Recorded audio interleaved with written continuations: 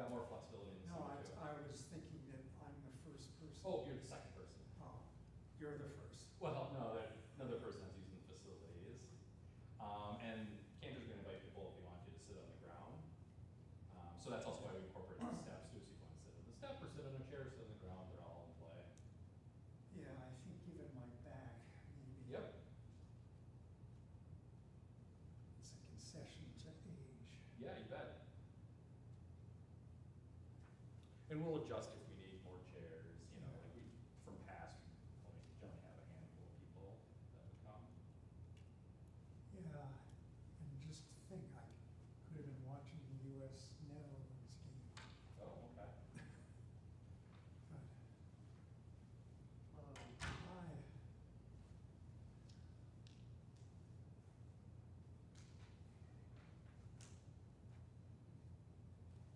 Did you see my email?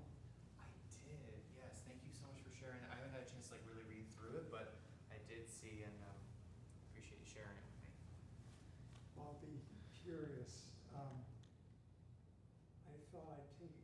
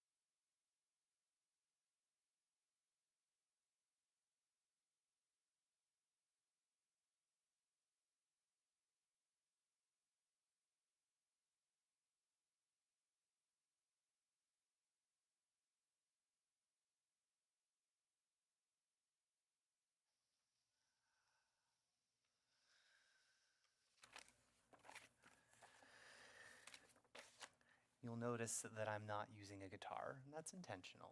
I may pull it out toward the end for something, but for now, we're just going to center ourselves here together. I thought that maybe we could gather ourselves with a bit of a nigun, a melody without words that can create a bit of a container, Erev Tov. For those of you who are joining us online, there are links in the description both to the supplement that we'll be using pretty heavily this evening, as well as where one could purchase our prayer book if you so desire. And as I said, let's create a bit of a container. This melody, this nigun, is actually connected deeply to Psalm 137, which some recite on Tisha B'Av. The melody is for the words, if I forget you, O Jerusalem, let my right hand forget. Let my tongue cleave to the roof of my mouth if I do not remember you, if I do not raise Jerusalem to the height of my joy. It's tucked in the middle of 137. But we're just going to sing the tune. If you know it, feel free to join in. If you don't, feel free to join in later on.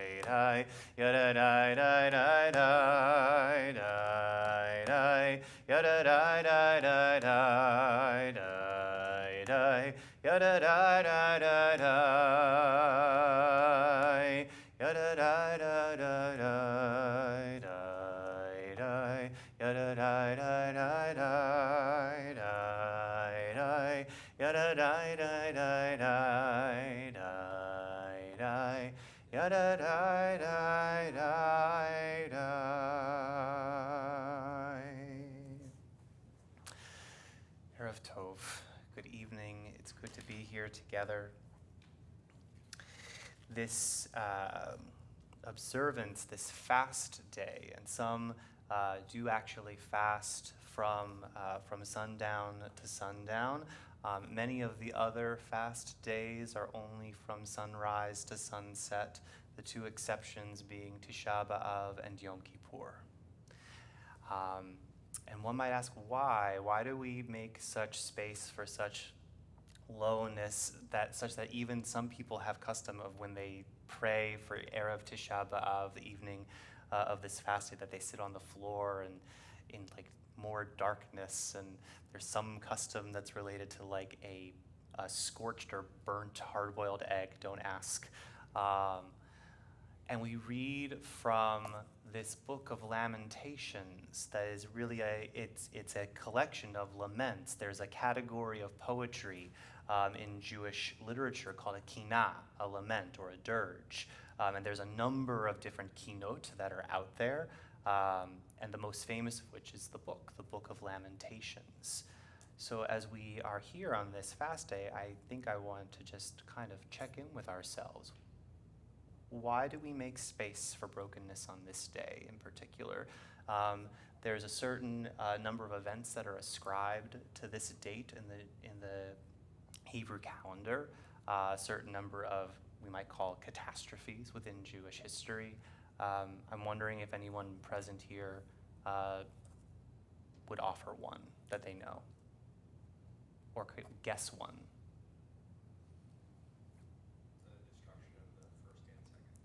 The destructions of the first and second temple, absolutely.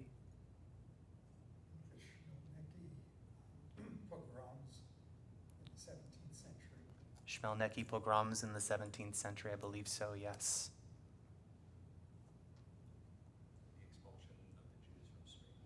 The expulsion of the Jews from Spain, and also the expulsion of the Jews from England.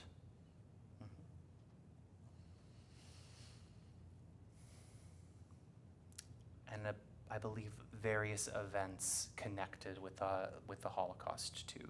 Not the Holocaust as a whole, but very specific events, and a number of others besides. Setting aside why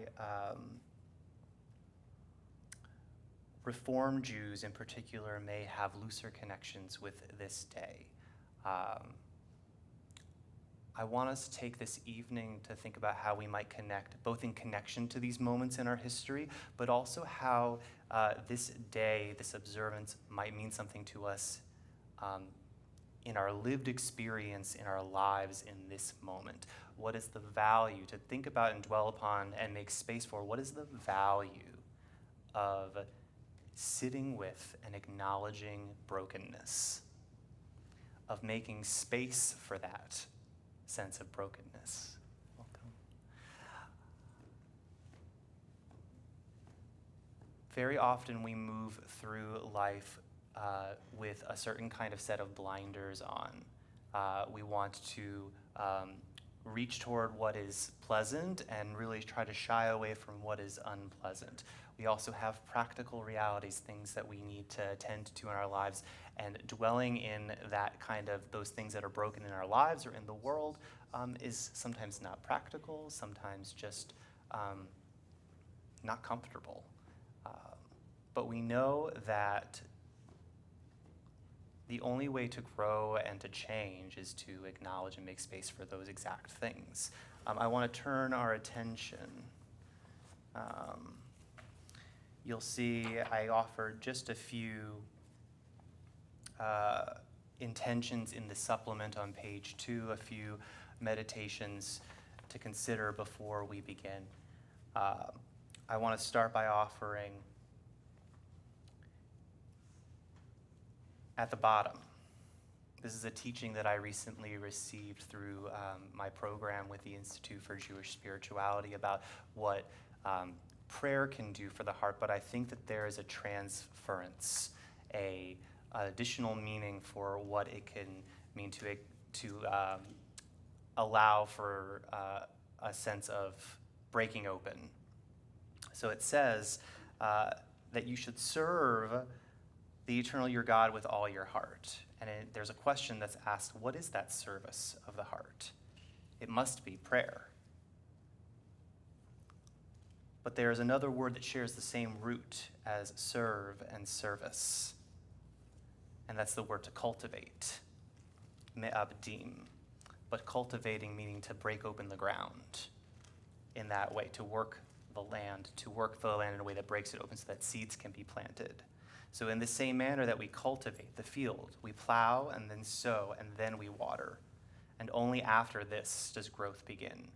So too in prayer, first comes the deep plowing to open the heart.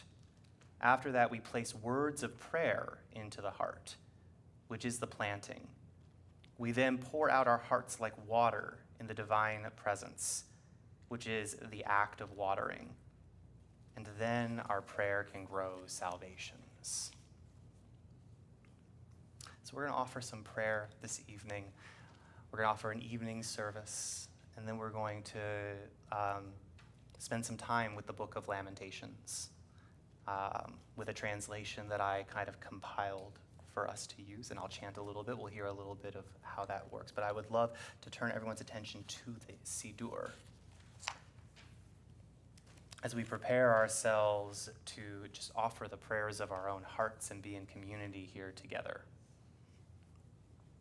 On page all the way at the very beginning, actually, page 4, the beginning of the weekday evening service, which is what this indeed is.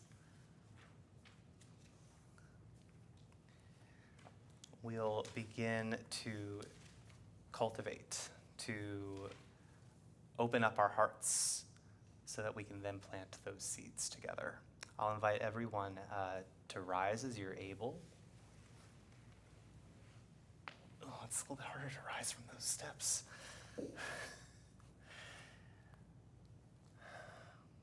And we'll invite one another to pray. Yai lai lai lai lai lai lai lai lai lai lai lai lai lai. Yai lai lai lai lai lai lai. Yai lai lai lai lai lai lai. Yai lai lai lai lai lai lai lai lai lai lai lai lai lai. Yai lai lai lai lai. Yai lai lai lai lai lai lai lai lai lai lai lai lai lai lai lai lai lai. Baruchu et Adonai HaMevorach.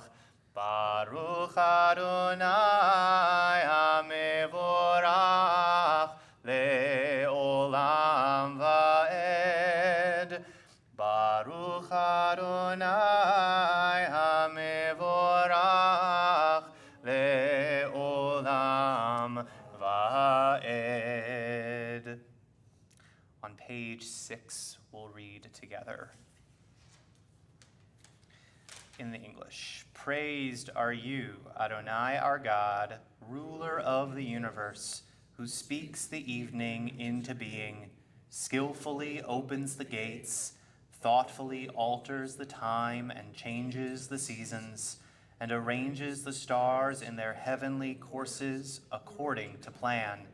You are creator of day and night, rolling light away from darkness and darkness from light, transforming day into night and distinguishing one from the other.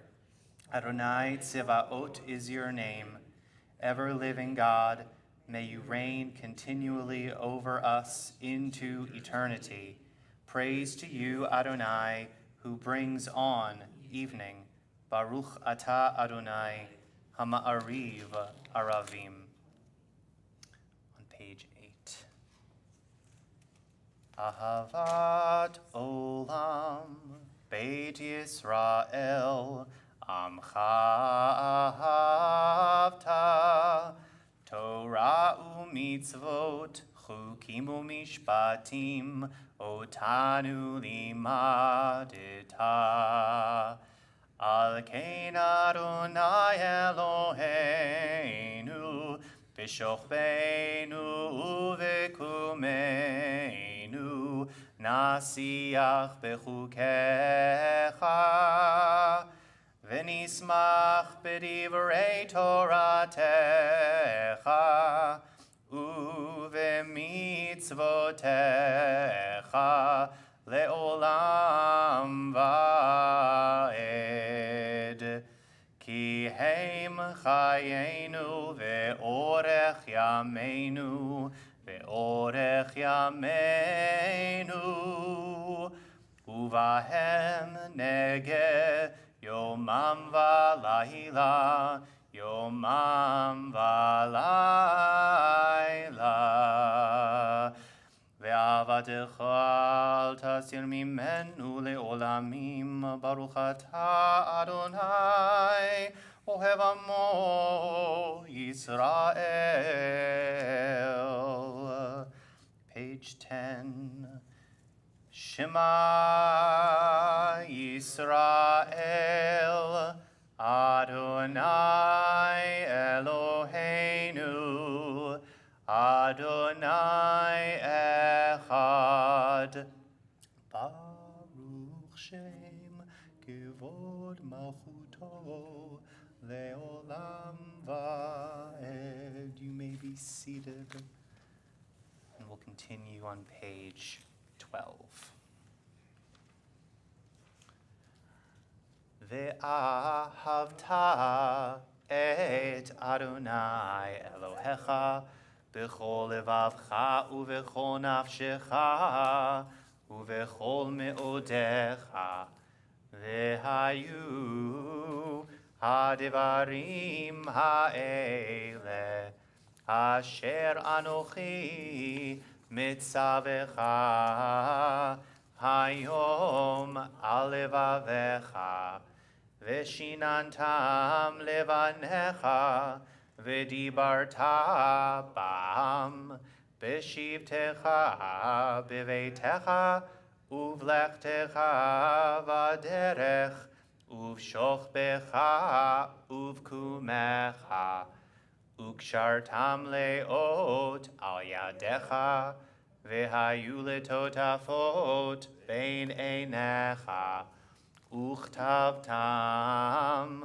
al mezuzot beitecha uvish'arecha lema'an tizkeru va'asitem et kol mitzvotai v'item kedoshim le'Elohechem ani Adonai Elohechem Asher hotzeiti etchem me'eretz Mitzrayim liot lachem le'Elohim Ani Adonai Elohechem Adonai Elohechem emet.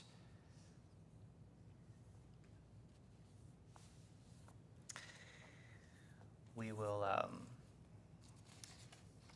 read responsively on page 15 at the bottom. I invite you to join me. Responsively. In a world torn by violence and pain, a world far from wholeness and peace, give us the courage to say, Adonai, there is one God in heaven and earth.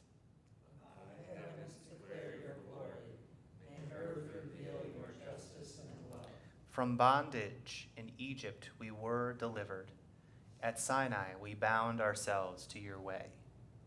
Inspired by prophets and instructed by sages, time and again we overcame oppressive forces. Though our failings are many and our faults are great, it has been our glory to bear witness to our God, keeping alive in dark ages your vision of a world redeemed. Let us continue to work for the day when the nations will be one and at peace.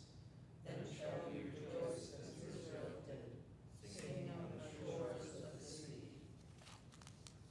And another melody that's connected to this day, to another particular lament that we have been singing L'chadodi to this melody for the last 3 weeks. Yai lai lai lai, page 16, sorry. Yai lai lai lai lai lai lai lai lai. Yai lai lai lai lai lai lai lai. Yai lai lai lai lai lai lai lai. Yai lai lai lai lai lai lai lai lai lai. Mi chamocha ba'elim Adonai. Mi kamocha nedar b'kodesh, nora tehilot,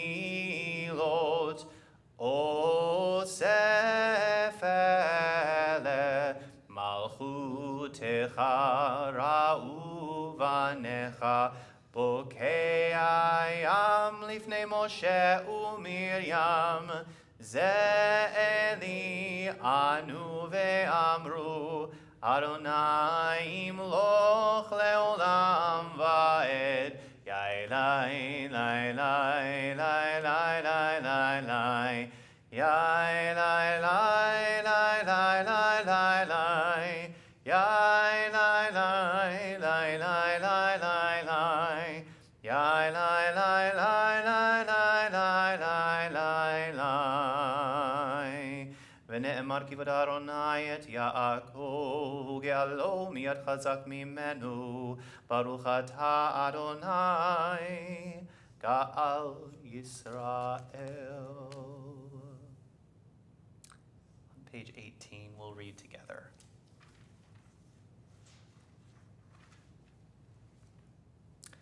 Grant, O God, that we lie down in peace, and raise us up, our guardian, to life renewed. Spread over us the shelter of your peace. Guide us with your good counsel. For your name's sake, be our help. Shield and shelter us beneath the shadow of your wings. Defend us against enemies, illness, war, famine, sorrow. Distance us from wrongdoing. For you, God, watch over us and deliver us. For you, God, are gracious and merciful. Guard our going and coming to life and to peace evermore. Blessed are you, Adonai, guardian of Israel. Baruch atah Adonai, shomer amo Yisrael la'ad.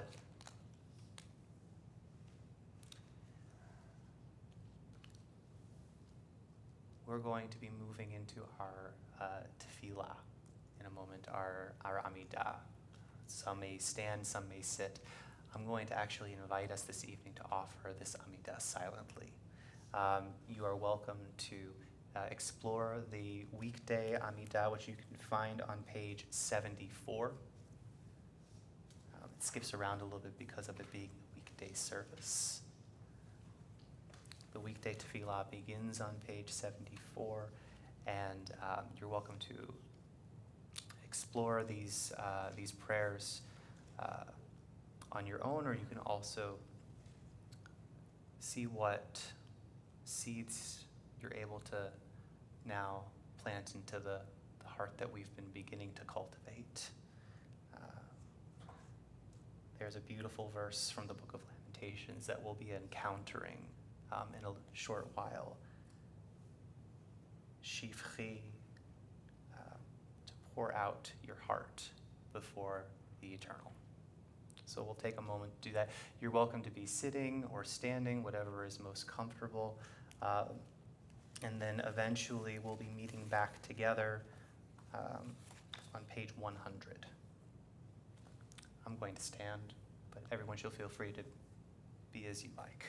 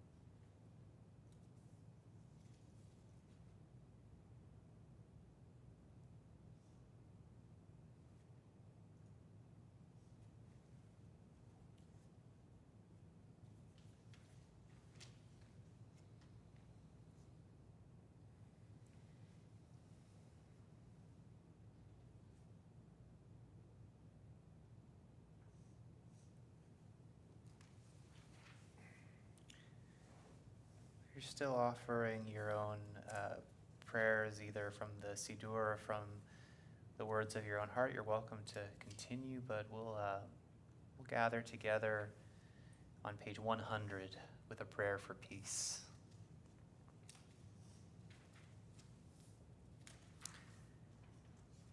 Ose shalom bimromav uyase shalom aleinu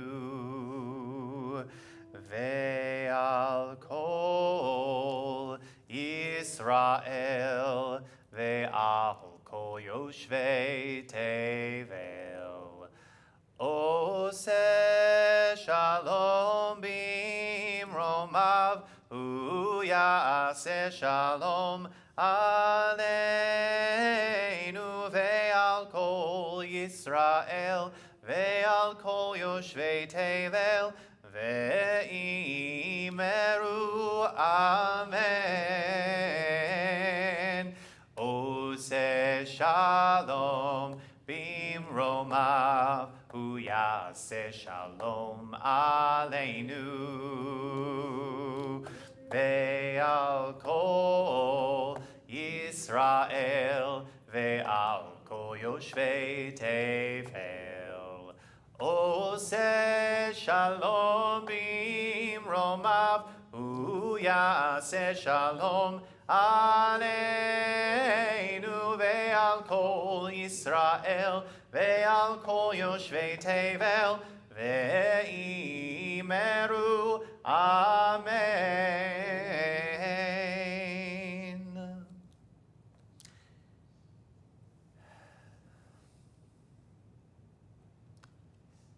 We're going to transition in a moment to reading from the Book of Lamentations. Before we do, I wanted to actually offer us an opportunity to engage with some of the other sung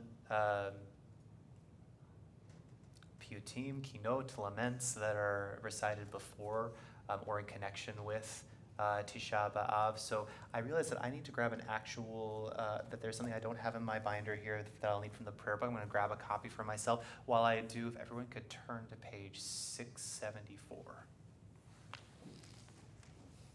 I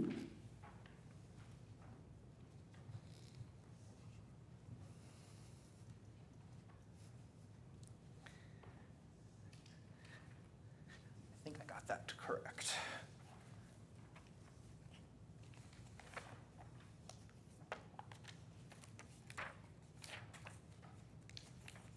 Yes.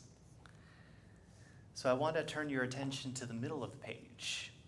So this is actually the poem whose melody we sang for Micha Mocha this evening, and that we've been singing for Lecha Dodi for the past few weeks. Besides the Book of Lamentations itself, this is probably one of the most well-known Hebrew laments. This is just an excerpt from it. It's like all of each chapter except for the 5th chapter of the Book of Lamentations. Elitzion is also an alphabetic acrostic. So if you look very closely, you can see, actually, this only gives us the refrain and the second verse of the piyut. But if you look closely at the second word of the first and third line of the second stanza, you'll see a gimel and a dalet. So those are sequential there. But in the longer poem, each of the lines contains a letter of the alphabet in that second word of that line. And like the Book of Lamentations, the words of Elitzion can be very harsh, because it came from a place of great distress. And while we may not necessarily be feeling that distress in every moment of our lives, or it's hard to legislate or force a kind of feeling upon ourselves, we certainly can connect to a sense of that bereftness, a sense of that harried feeling pursued by those who won't give you rest is one of the descriptions of the city of Jerusalem in the Book of Lamentations, and also in Elit Sion is characterized as a woman being chased by pursuers who won't give her rest. So we'll sing these words from Elit Sion with the same melody. This 14th century lament that comes to us and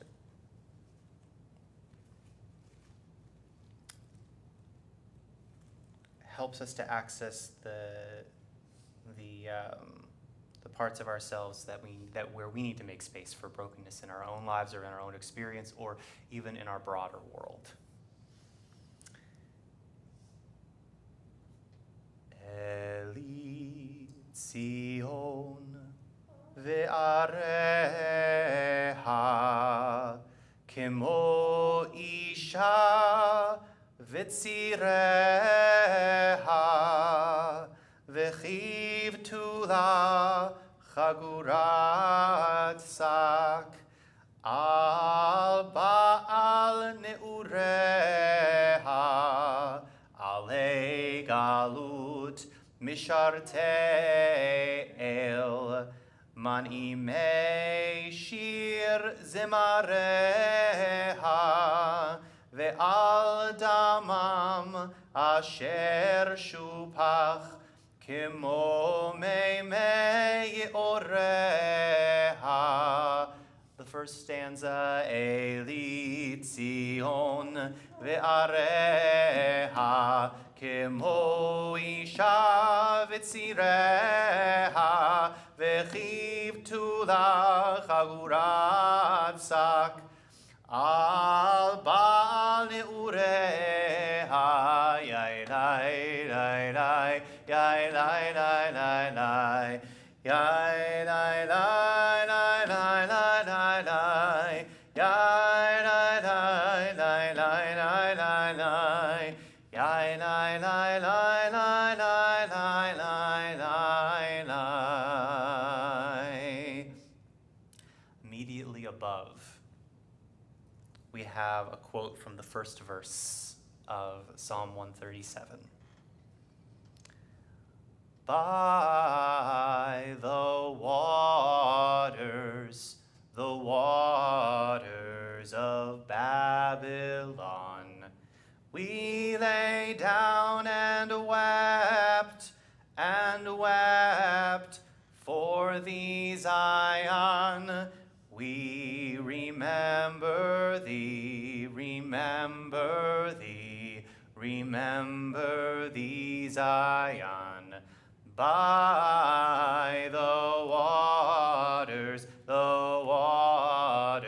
of Babylon, we lay down and wept for thee, Zion. We remember thee,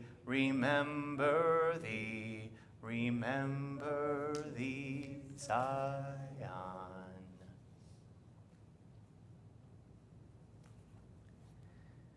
We're going to turn now into our supplement here, which is heftier because it contains the entire book of Lamentations.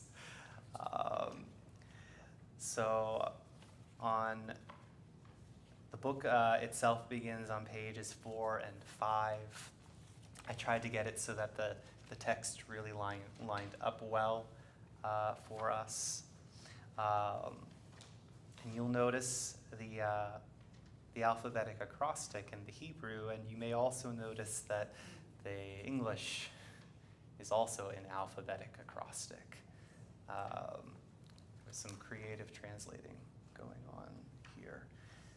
But the word echa means like, it's related to the Hebrew word ech, that means how. So it's saying like, it's like how, but like with a sigh.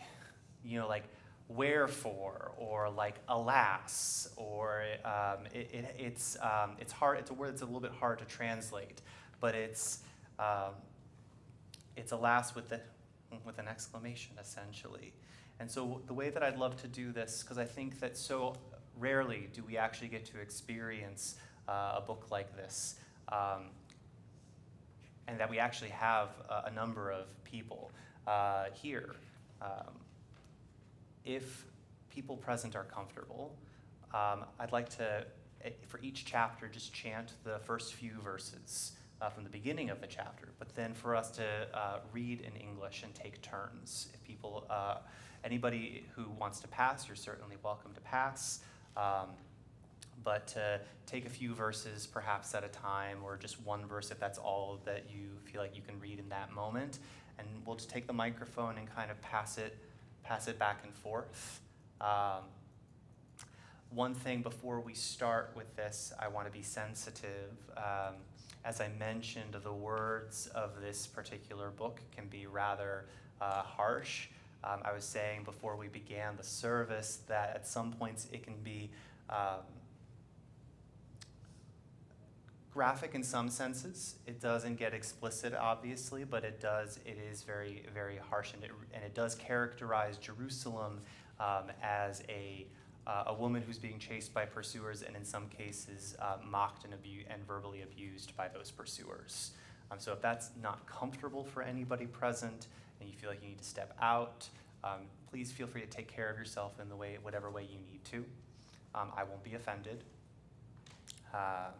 And again, as we pass the microphone back and forth, if you feel like you don't want to read, just pass the microphone to the person next to you.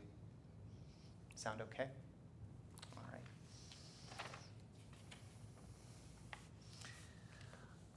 So we'll start I'll start chanting from page 5, and I'll just do the first few verses. You'll note the unique sound of Echa that is repetitive intentionally to embody a sense of that melancholy. Echa yashva vadad ha'ir rabati am hayita ke'almana rabati vagoyim sarati bamedinot hayita lamas bachotiv ke balayla v'dimata alecheyach ein la menachem mikol ohaveha kore'eha bagduva hayula le'oyevim galta Yehuda me'oni umerov avoda hi yashva vagoyim lo matzah manoach korodfeha hisiguha bein hamitzarim darchot Zion avelot mibeli ba'e moed kol se'areha kol she'areha shomemin kohaneha ne'enachim betuloteha nugot vehi marla.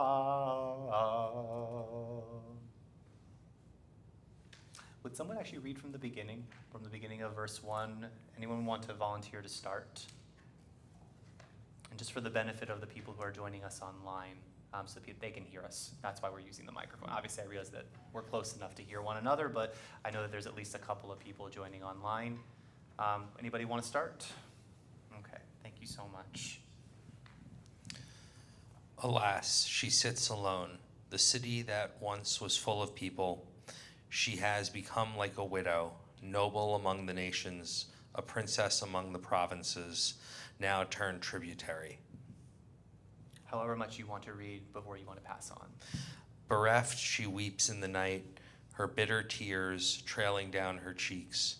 There is none left to console her. From among all who love her, her friends have forsaken her and become her foes. Captive is Judah, sorely afflicted and in servitude. She dwells among the nations, finding no rest. All her pursuers have trapped her in the narrow places. Desolate, Zion's roads are in mourning. No travelers come on feast days. Her gates are lonely, abandoned. Her priests groan and her maidens sob, and for her there is only bitterness. Enemies prosper and foes triumph. The Eternal has afflicted her for her many transgressions. Her children are carried away as captives of her enemies. From dear Zion, all beauty has departed. Her princes have become like deer that find no pasture, but go on exhausted, unable to elude their pursuers. Gone are all the good times that Jerusalem can only remember, those pleasant and prosperous days before her townsfolk fell into the enemy hands, and none was there to help her. Her adversaries gloated and mocked her downfall. How grievously has Jerusalem sinned. She has become a mockery, and all who admired her now despise her, for they have seen her disgraced, and she can only sigh and shrink back. Impurity hid in the hems of her skirts. She had no regard for her future, and she had fallen so abysmally, and there was no one to comfort her. O God, she cries, behold my woe, for my foe has triumphed.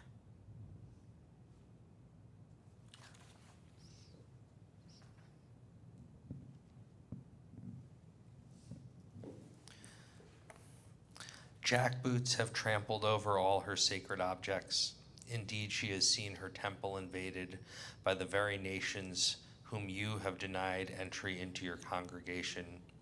Keening and sighing, her people search for crusts of bread, jewels they trade for meat, in their frailty and famine. See, O God, how far I have fallen, to what I am reduced. Let it not happen to you all you passers-by. Look and see if you have a sorrow that is anything like the sorrow that has fallen upon me, when the Eternal afflicted me in a moment of wrath. My bones burn with the hot fire that God hurled upon me. God had spread a net to entangle my feet. God has checked my steps and has left me stunned and faint at the end of a dismal day. Now the yoke of my sins has been fashioned, woven together by hand, heavy upon my neck. I stagger beneath its weight. The Eternal has delivered me into the hands of those whom I cannot withstand. Our heroes have been rejected. The Eternal in our midst has set a time to crush our young people. Like grapes in a winepress, the Eternal has ground down the maiden, dear Judah. Piteous are those things, and I weep, and my eyes flow with tears. Far from me is any comfort that might revive my spirit. My children in desolation see that my enemy wins. Quavering hands Zion holds forth, but there is none to console her, for the Eternal has summoned against Jacob enemies all about him. Jerusalem, once fair, is now unclean. Right is the Eternal, for I have rebelled and disobeyed. Hear now, all you peoples, and see how I suffer. My maidens and my youths are banished and sent into bondage. Seeking relief, I cried out to my friends, but they have been false. My priests and my elders have perished throughout the city as they searched for food to sustain their life.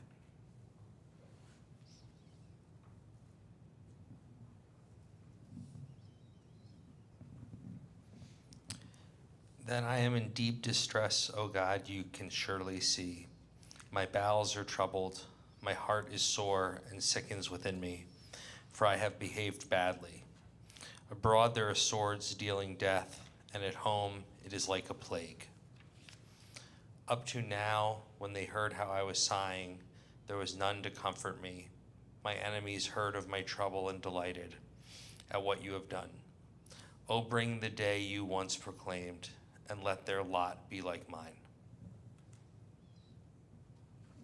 Visit upon them their evil deeds, and do to them what you did to me for all my transgressions. For the sighs of my soul are many, and my heavy heart is faint.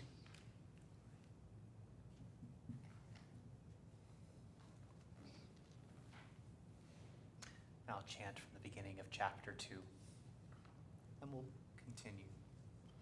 And again, it lays it on. You may be experiencing this. There's a heaviness, a compounding heaviness to this.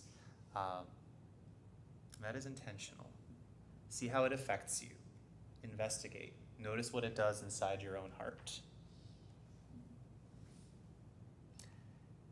Eicha Ya'ir be'apo Adonai et batzion Hishlich mishamayim eretz Tiferet Yisrael V'lo zachar hadom raglav b'yom apo Bila Adonai V'lo chamal Eid kol neot Yaakov Haras be'evrato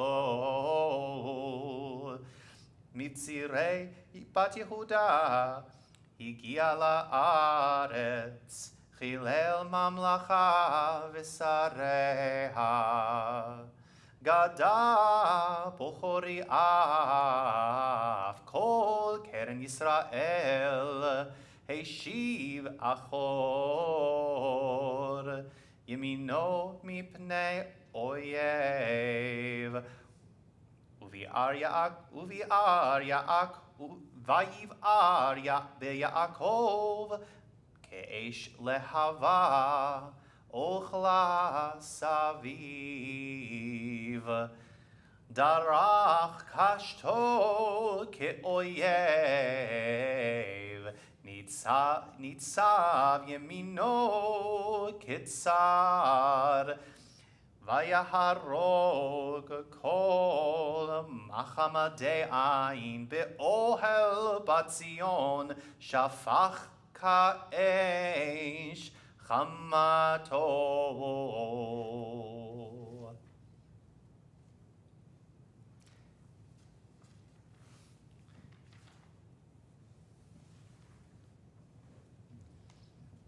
Alas, the cloud of the eternal has darkened dear Zion.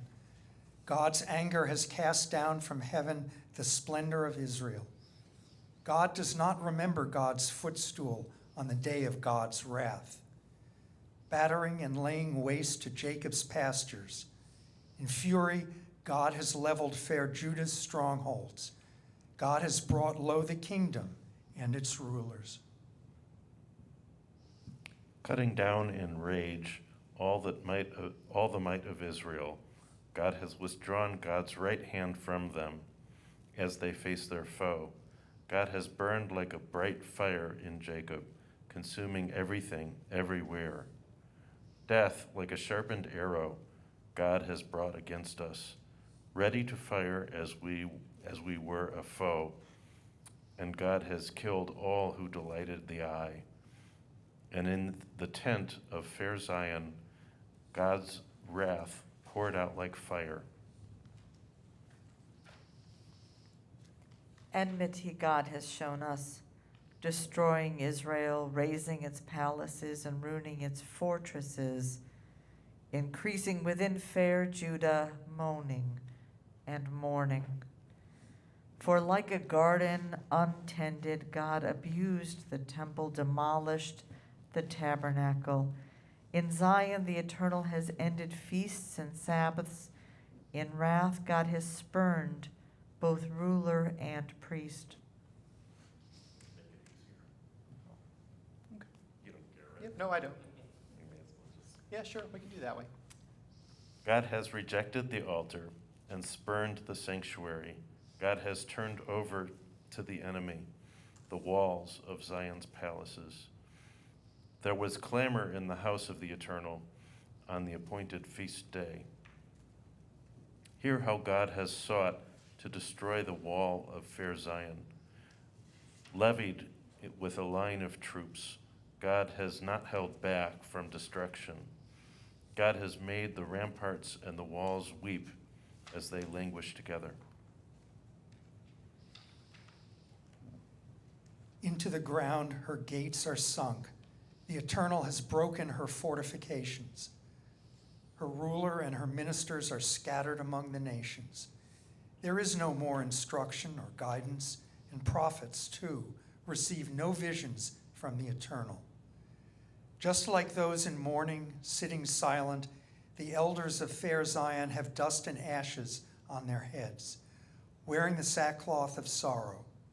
The maidens of Jerusalem mourn and hang their heads in grief. Knees weak, eyes full of tears, my heart is in tumult, my being melts away, heavy with grief for my people's ruin, as I see children and even infants collapse in the desolate streets. Listen as they cry to their mothers for something to eat and drink. Battle wounded, they stagger and fall in the city thoroughfares. Their lives slip away in their mothers' bosoms. My mind is numb. What can I say to you, dear Jerusalem? To what can I compare your grief so I may comfort you? O maiden, dear Zion, your ruin is vast and deep as the sea. Who can heal you? Now, where are those prophets with their vain visions and foolish predictions? They did not guess your guilt or prevent your captivity. They said the useless things they thought you wanted to hear. On the road, passers-by shake their heads and hiss in derision or laugh at dear Jerusalem, saying, "Is this the city once called perfect in beauty, joy of all the earth?" Proudly your enemies rail, they whistle and jeer, exulting. They said, "See how we've destroyed her. This is the day we dreamed of, and we have lived to see it." Quite precisely, the Eternal acted as planned, carrying out a threat long ago ordained. God has ruined you altogether. Your enemies God has exalted and made them all rejoice. Raise a shout then from your heart to the Eternal. O wall of dear Zion, let tears stream down like a torrent day and night. Give yourself no rest, your eyes no respite. Stand up, cry out all night long, from one watch to the next. Pour out your hearts like water before the Eternal. Lift up your hands for the sake of your children, who faint in hunger on the corners of every street. Take note, O God, is this your work? Do you see what is happening here? Alas, that woman crazed by hunger should eat their own children. Alas, that they should be slain in a sacred place, prophets and priests. Under the sun, bodies lie in the streets, young and old, my brave youth slain by the sword in the day of your awful anger. You have slaughtered them mercilessly. Visiting you summoned as on a festival day, then surrounded by hostile neighbors. On the day of God's wrath, none has escaped or survived. Those whom I cared for and reared have been consumed by my enemy.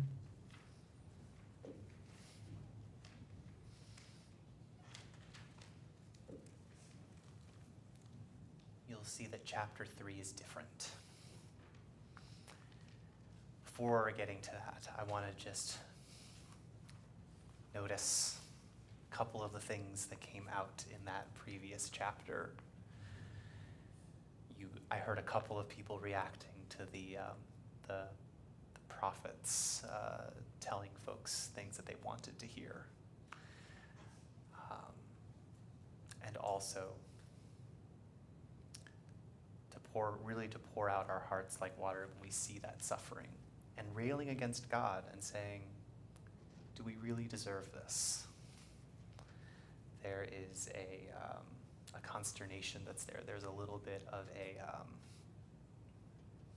indignation, maybe a little more than a little bit. The third chapter takes the same length of each verse of the other chapters, but splits it into 3. So it's a triple acrostic. The letters are the same length, or the representations of the letters are the same length, but it splits it into 3 little segments. So again, I'll offer the first 3 letters, and then we'll continue together. The melody is also rather different. I was wondering actually, because the melody that you have sung for the first 2 chapters, I know there's a lot of joy every time you sing, but I don't think of it as a dirge, the way you sing it. And Yeah. when we read the words, it felt like we were reading something very different from what you Yeah. were singing. Right. I hear what you're saying.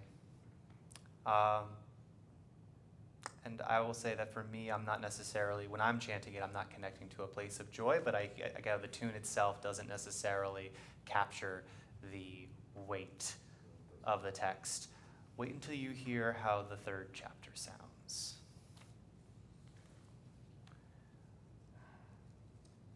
Ani hagever ra'uni בשבט עברתו, אותי נהג ויולע חושך ולא אור, אף בי ישוב יהפוך ידו כל היום, בילה בשרי ואורי שיבר עצמותיי, בנה עלי ויקב ראש ותלה,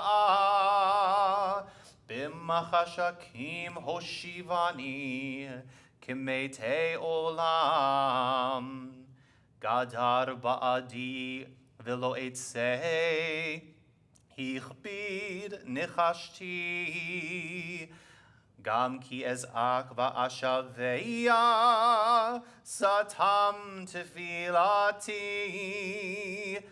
גדר דרכי בגזית, נתיבותי עיוור.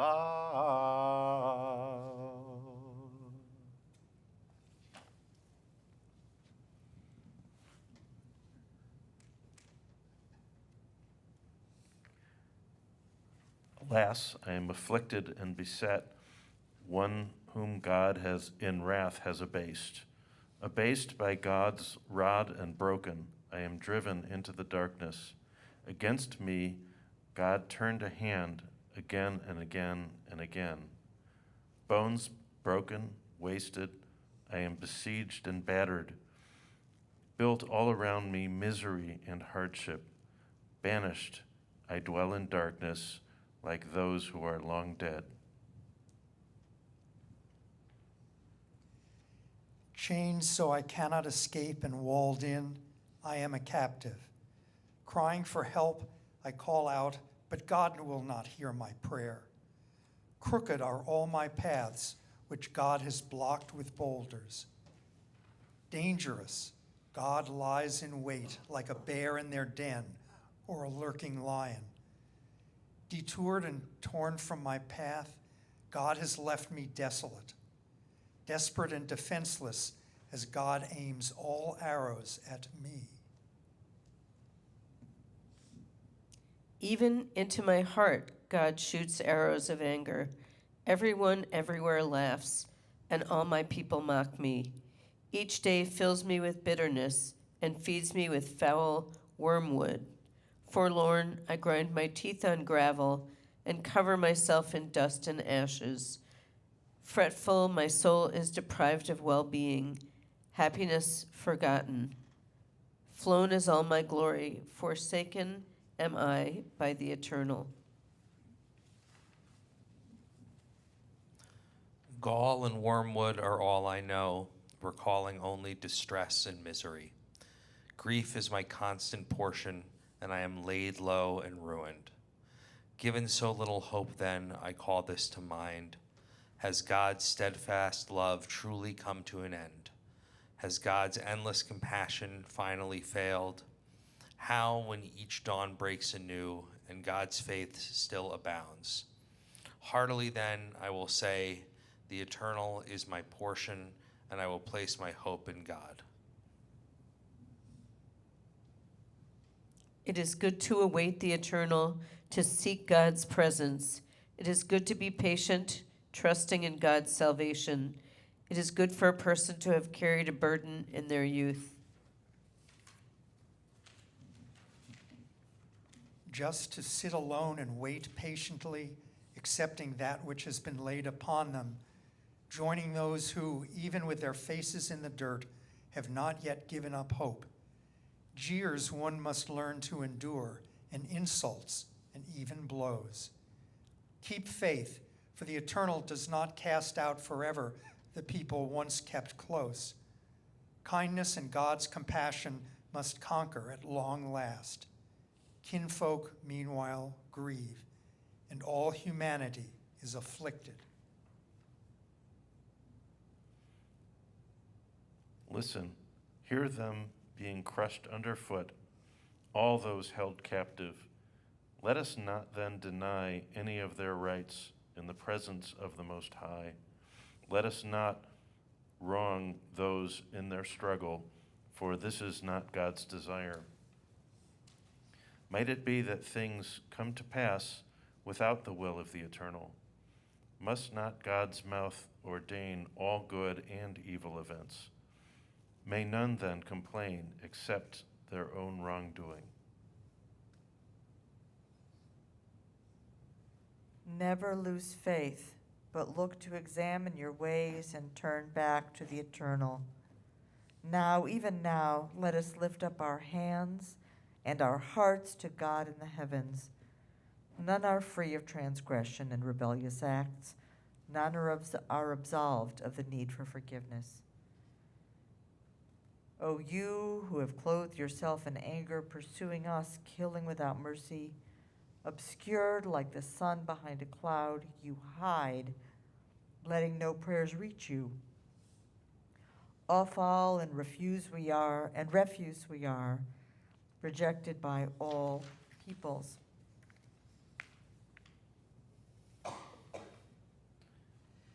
Pitiless are our foes who persecute and insult us.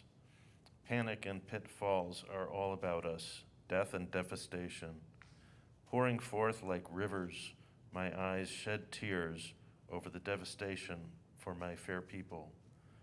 Quite unabated, my eyes shall flow, weeping without any rest, quavering yet persistent until Eternal looks down and beholds from the heavens. Quietly my eyes grieve for all the maidens of the city. Rivals caught me like a bird, unjustly ensnared. Roughly they have cast me into a pit, hurling stones down at me. Rivers of water crash down upon me, filling me with thoughts of fear and despair. Still, I have called your name, Eternal, from the very depths of that pit. So hear my voice. Do not close your ears as I cry out for relief. Strength and courage you gave me, give it again, O God. Take up my cause, O God, as you have before, and save me. Terrible wrongs have been done to me. Judge if this be unfair. Their malice you have seen, those who plot against me, unspeakable taunts, all their plots you have heard. Until the end of the day and beyond, they mouth and mutter against me, unceasing. See how at all times I am their mocking song. Vanquish them, Eternal, in accordance with their evil deeds. Visit anguish upon them, let them know your curse. Vigilantly you will pursue and destroy them from under the heavens of the Eternal.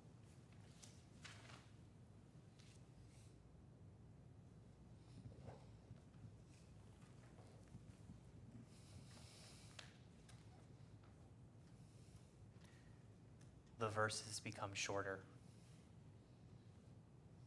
but the acrostic remains. Echa yu'amzaha yeshna haketem hatov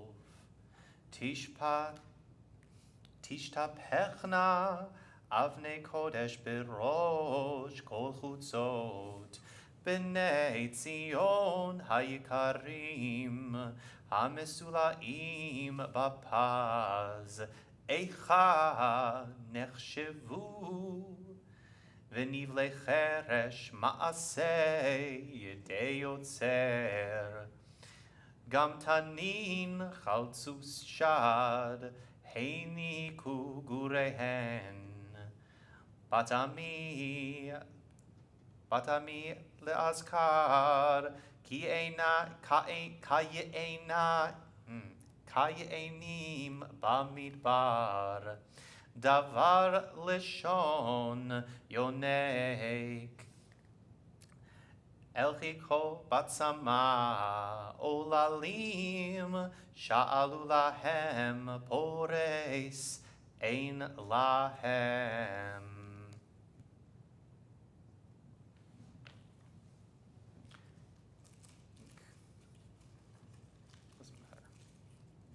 And again, however many you feel comfortable reading. Alas, all the gold has been dulled, its pure luster lost, and the precious gems are strewn at the corner of every street. Bright children of Zion, worth their weight in gold and diamonds, are scattered as well, like shards from a broken pot. Cruel jackals are tender and give suck to their young. More cruel is my dear people, like an ostrich in the desert. Dirty, hungry, thirsty, the children complain and beg, but no one comes to their aid. Everywhere, those who nibbled on dainties are starving and die. They who reclined on soft cushions now lie on ash heaps. For my poor people, their chastisement has been harsher than the punishment of Sodom, against whom no enemy came, and whose death was clean and quick. Great princes we had, purer than snow, whiter than milk, handsome, more lovely than the gems they would wear. How they are changed, their faces are blacker than soot. Unrecognizable, their skin is wrinkled, rougher than weathered wood. Indeed, better off were those slain by the sword than the victims of hunger who dwindled and died, wasting away. Jews, starving and crazed, have boiled their own children. Such are the depths of the destruction of my people. Knotted with fury, the Eternal poured out wrath, blazing like a fire in Zion, consuming the city's foundations. Leaders of the earth did not believe, or their subjects either, that a foe could breach our walls or enter the gates of Jerusalem. Mayhem and madness and murder for the sins of the prophets, the iniquities of the priests, those who shed in their midst the blood of the righteous, not seeing as they wandered in the streets, defiled with the blood of their brethren, so none could touch their own garments. Out, away, unclean, people shouted at them. Away, away, don't touch them. Still they wandered and wandered. It was said among the nations, they may no longer reside. Priests have been scattered by the Eternal. Who looks after them no longer? They will be shown no honor, nor will the elders be esteemed. Quaking with fear, we watched, waiting for help, but in vain, as we searched and searched for a nation that could not save us.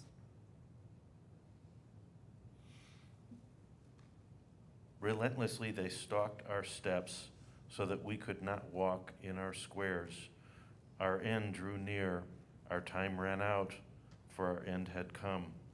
Swifter were our pursuers than eagles in the sky. In the mountains they chased us, in the wilderness they ambushed us. The breath of our life, divinely anointed, was caught in their traps. The one about whom we said, in his shade we will live amongst the nations. Uz, where Edom dwells, may you all rejoice and be glad. To you too will come the cup, and you will get drunk and bear yourself. Vindicated, dear Zion, for your iniquity, God will exile you no longer. But of you, O Edom, God will take note, uncovering all your wrongdoing.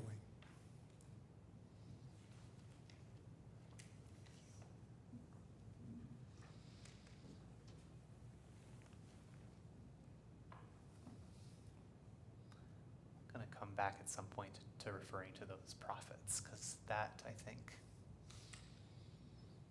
has a message to teach us. But for now, we'll continue with chapter 5.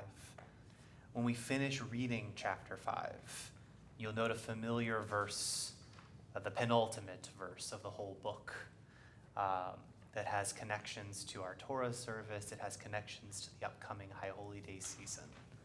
Indeed, this feast, this fast day of Tisha B'Av marks approximately 7 weeks until the new year. So, as we make space for acknowledging brokenness and where destruction has occurred and where rebuilding is needed, in the very acknowledging and the making space for that brokenness and that acknowledgement of destruction, we acknowledge the possibility of rebuilding and returning. They are two sides of the same coin. One of the quotes in the meditations at the beginning of this supplement was from Rabbi Menachem of Kotsk. It said, Nachman of Bratslav, that if you believe the breaking is possible, you must believe that the fixing is possible. When we arrive to the end of our reading of chapter 5, I will guide you through. We'll actually chant that penultimate verse together.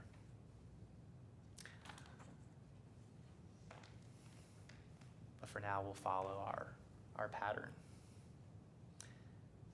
Zechor Adonai mehayalanu habita ure'e et cherpateinu nachalatenu nehevcha lezarim batenu lenochrim yitomim hayinu ve'ein av imotenu ke'almanot Meimenu bekesef shatinu eitzim bimchir yavo.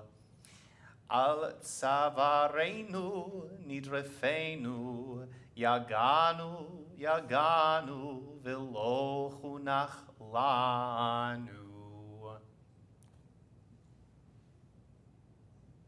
Remember where we left off. I think it might have been. Would you be willing to? I don't remember which direction. Yes, please. Remember, Eternal, what has happened. See our disgrace. Our inheritance has been given over to strangers, our homes to outsiders. We are fatherless orphans. Our mothers are grieving widows. We have to pay for our drinking water. Our firewood comes at a price. We are shackled and yoked, driven like beasts, weary and with no rest. We hold out our hands to Egypt, beg bread from Assyria. Our ancestors sinned, but they are dead, and we bear the weight of their guilt.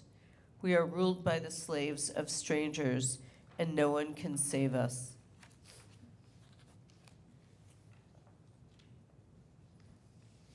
We forage for food at our peril, facing the heat of the wilderness. Our skin is hot as a stove with the fever of famine. Women in Zion are violated, maidens in the town of Judah. Officials are hung by their hands.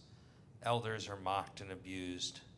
Young adults grind at the mill, and youths are laden like beasts. The old have left our gates. Our youths have forgotten their songs.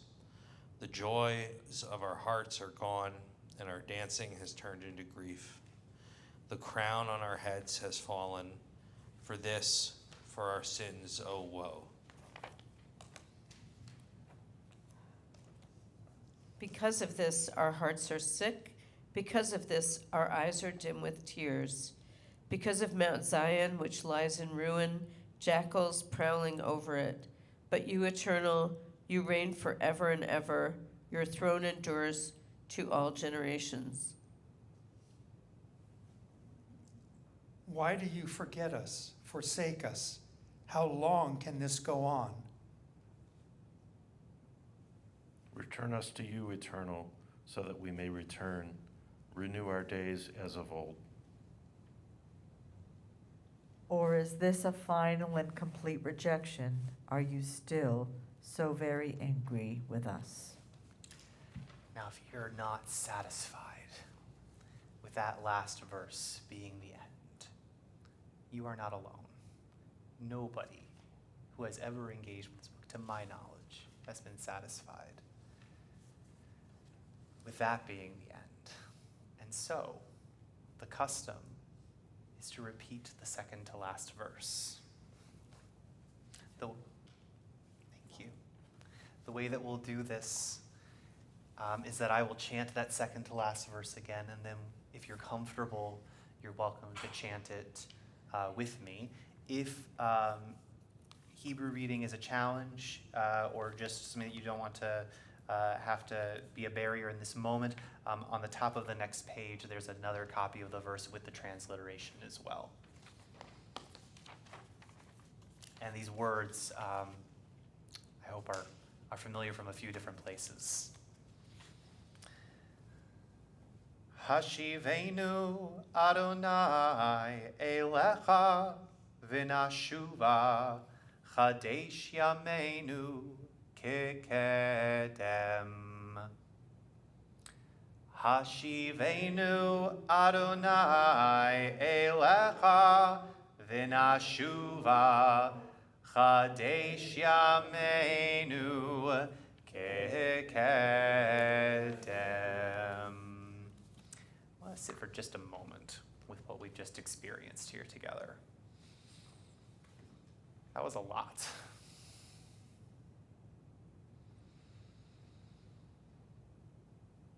Offer us just a few moments, and then actually if anyone has a reaction that they need to express, I want to make space for that.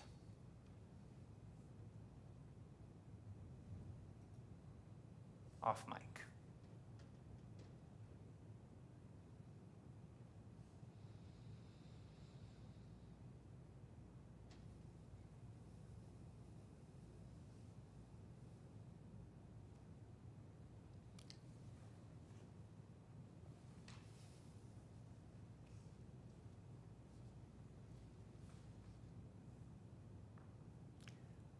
An invitation, not a request, but if anybody has something on their mind after having experienced that, either a comment or a question, please feel free.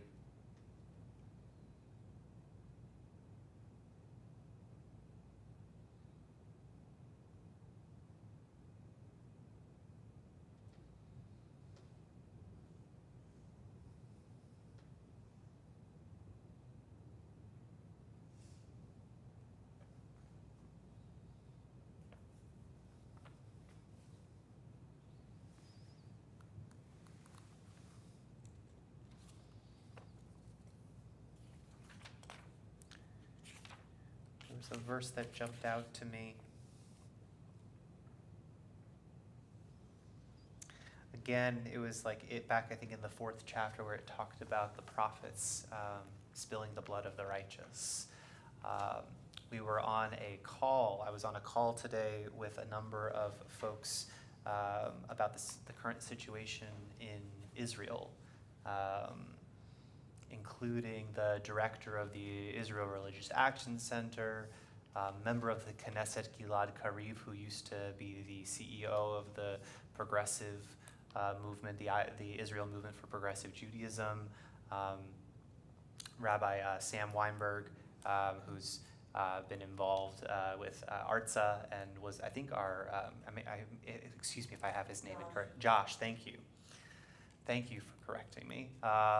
Who was our Swarzensky scholar a year.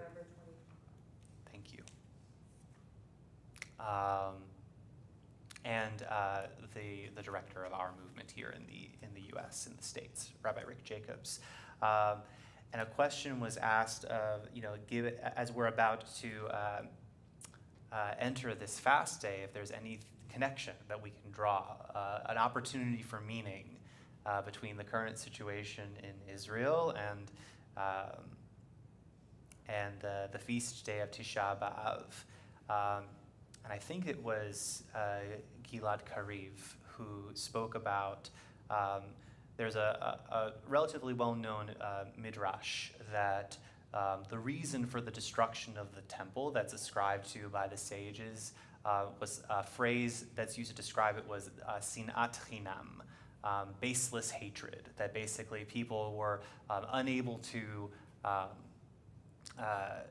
relate with each other in healthy ways, and so they resorted to dealing with one another in very unhealthy and violent ways, that there was baseless hatred amongst all of the people within their communities, and that this is what precipitated the destruction of the temple. And what Gilad Kariv pointed out is that that is true, that that's part of the interpretation, but that's also not the entire interpretation. Part of it is what is described and alluded to in this chapter, 4th chapter of the Book of Lamentations, about the leaders of the community also not acting in the best interest of their community, of even perpetrating harm against their communities, and that the leadership of the Israelites, the prophets and the sages in that time, that their neglect, that their violence, that their harm equally contributed. We are in a time where there's lots of places within our world, within our society, and within our own individual lives where we might draw connections to the experiences of our ancestors. There are too many to name. I thought about, by the way, if I wanted to take this opportunity for this fast day to connect to one particular kind of theme, cause, issue, it was too hard to pick. Between what we have experienced with COVID and the ramifications that we're still dealing with, between the climate crisis that we are in, with what is going on in Israel, with the rise of anti-Semitism, the calcification of that very same sinat chinam, baseless hatred that we see within our own society. You don't have to look very far. And it can be easy to when given the opportunity to engage with it, to look at it and to dwell with it, it can be easy to sit with it and let it well up and let it completely overtake us to the point that we become paralyzed.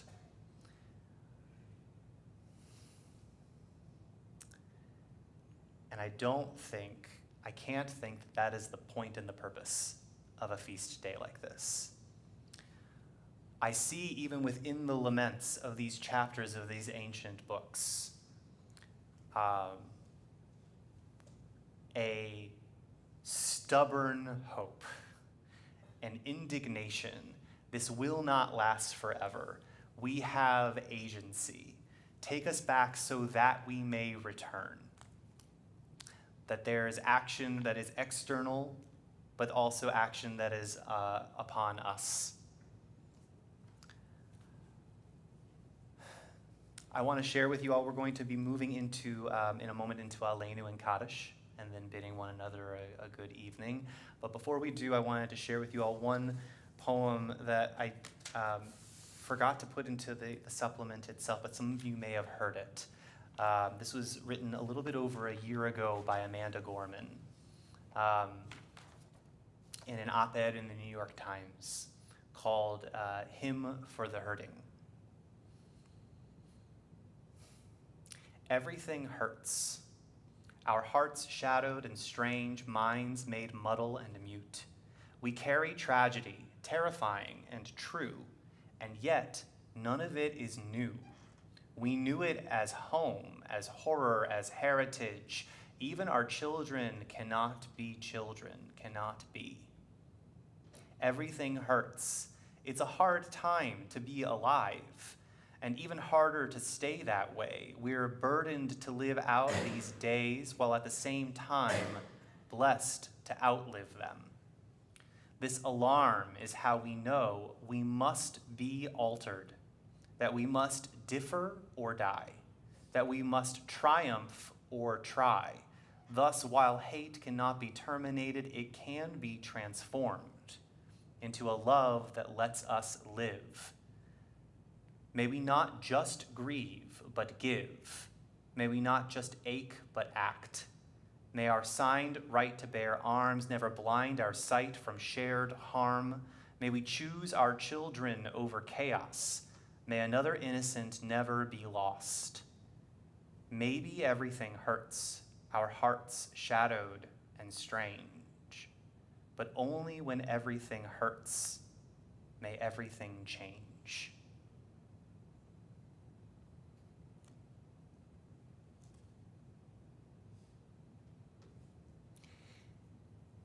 As Baruch Hu is our call to prayer, to gather ourselves together to sow those seeds and see what salvations may grow.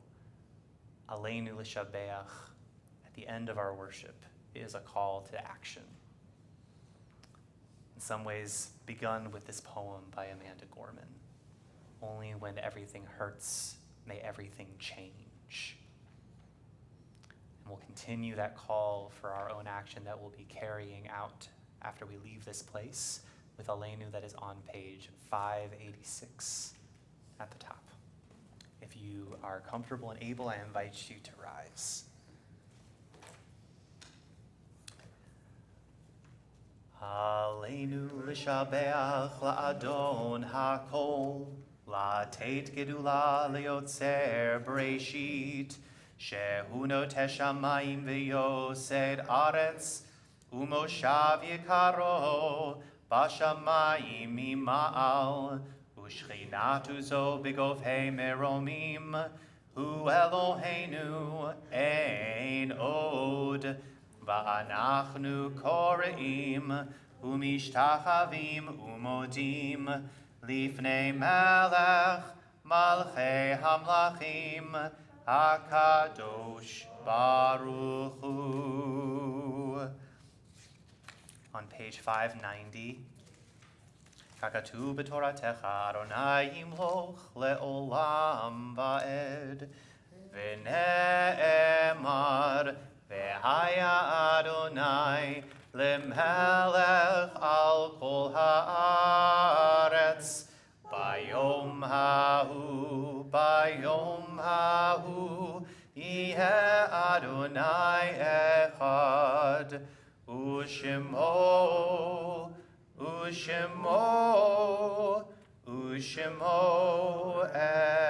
echad. We have been expressing many words of grief and devastation,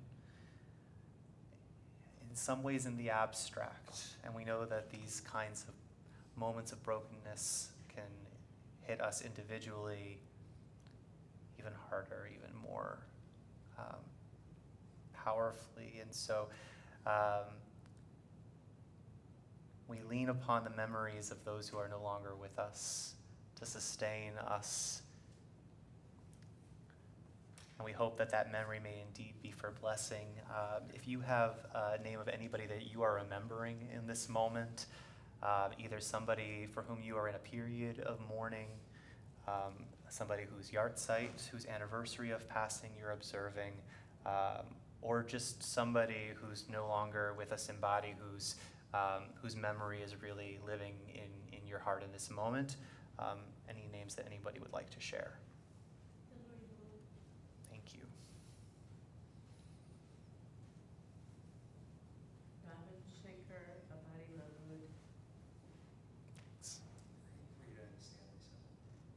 Thank you. So together on page 598, I invite us to offer the mourner's Kaddish together. Yitgadal v'yitkadash shemech rabah, be'alma di v'rach irutech v'yamlich malchutech, b'chayechon uvyomechon, uv'chaye dechol beit Yisrael, ba'agala uvizman kariv ve'imru amen. Yehi shemech rabah mevarach le'alam ul'almei almaya, yitbarach v'yishtabach v'yitpa'ar v'yitromam v'yitnaseh, v'yitadar v'yit'aleh v'yithalal, shemech dekudsha barichu, le'ela min kol birchata v'shirata, tush b'chata v'nechemata, da'amiran be'alma v'imru amen. Yehi shlama rabba min shemaya, v'chayim aleinu ve'al kol Yisrael ve'imru amen. Oseh shalom b'imromav, hu ya'aseh shalom aleinu ve'al kol Yisrael ve'al kol yoshvei tevel ve'imru amen. May their memories indeed be for a blessing, and together we say, amen. You may be seated.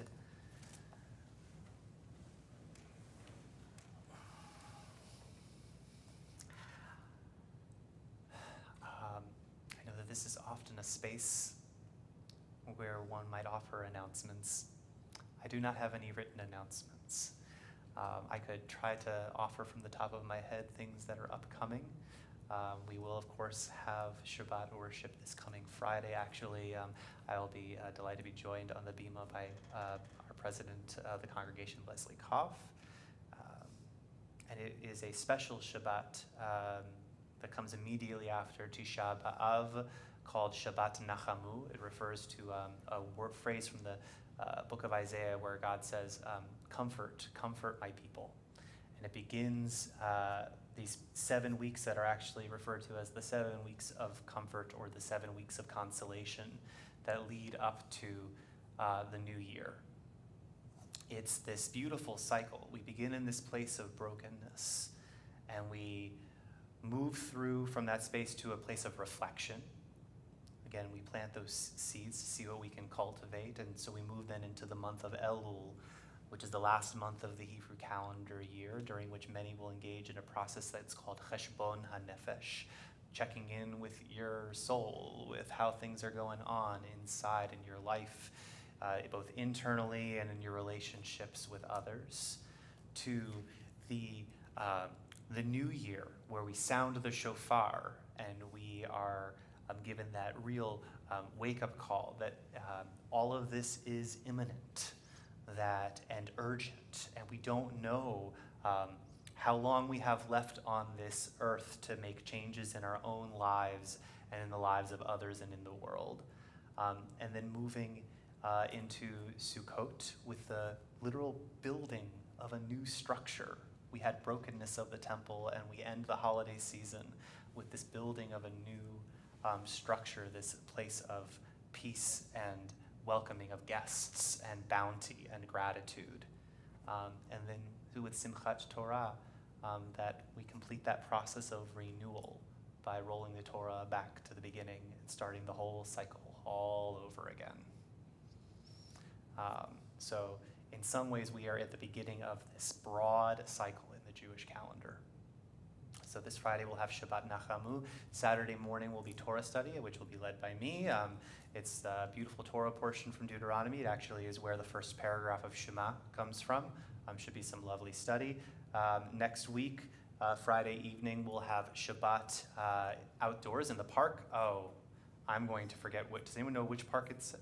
Lake Edge Park. Lake Edge Park, thank you. On the east side. All of the information about the on the east side, thank you. All of the information about that is on our website, but with the time and specific location. Hopefully the weather agrees with us. And then the following morning, there will be Torah study at 9 a.m. Both this Saturday and the following Saturday will be both in person and on Zoom. All other events people can find on our website and on our temple calendar. Does anybody here present have an announcement that they feel should be offered in this space? Well then, as we engage in this process of returning, we'll close on page, I think it's 677, or it's also in your supplement on the back of your supplement on page 60. Hashivenu Adonai Elecha v'nashuva. This text that we recite all over the place, but with a tune that nods to what's coming in 7 weeks, and hopefully it doesn't give me like this anticipatory PTSD of the preparation that will be to come. But I do anticipate with positive feelings also that return to ourselves, that return to who we are, and what we desire for ourselves in our lives. Hashivenu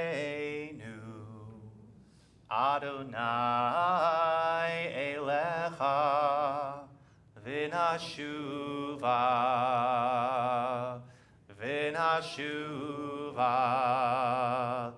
Hashivenu Adonai Elecha v'nashuva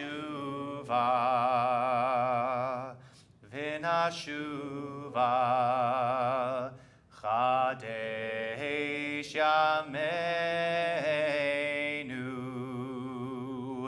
Yameinu kekedem Chadesh Yameinu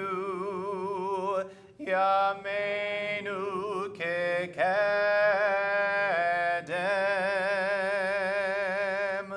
Hashivenu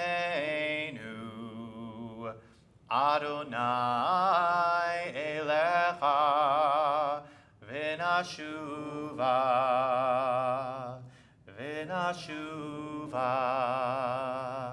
Hashivenu Adonai Elecha v'nashuva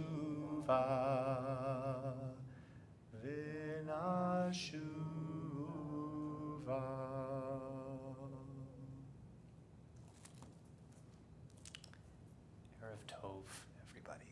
A good evening. If you want to keep the booklets, you're welcome to. Just please note that they have the divine name in them, Yud-Hey Vav-Hey. So if you end up not wanting to keep it, just please don't throw it away. They either need to be buried, or if you bring them here to temple, we have a Geniza holding place where we can store those things before they would be buried. Anything that has the divine name on it, Yod-Hey Vav-Hey, is treated with the same amount of respect that we treat a human being. So, but again, if you want to keep them, you're welcome to. If you want to leave them, that's fine. Just make sure that we treat them with respect.